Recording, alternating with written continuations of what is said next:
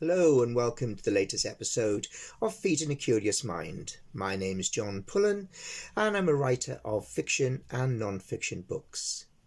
History can throw up some very quirky things, and in this particular episode we are going to talk about how Scotland owns a piece of London. Not only own it, it's still Scottish.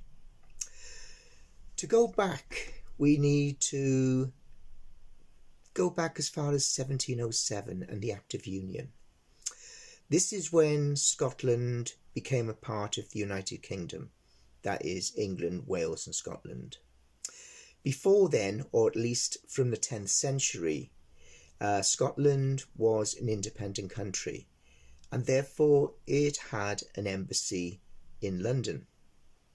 It was in Great Scotland Yard. There was also a Mid Scotland Yard, I should say, and a Little Scotland Yard.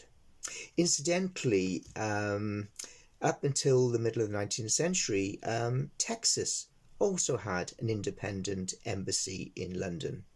Obviously, it closed down when Texas became part of the United States. That's another story.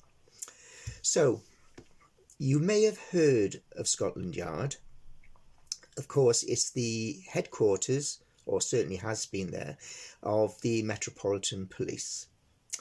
It's always been part of it, and in fact, we still talk about Scotland Yard, even though it's actually moved a number of times.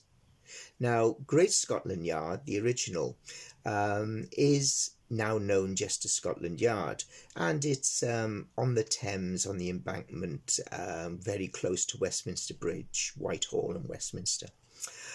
So, the Metropolitan Police were based in Great Scotland Yard. They're now a few hundred metres down. But when the Act of Union was made, somebody forgot to take away the embassy, the status of it being a part of Scotland.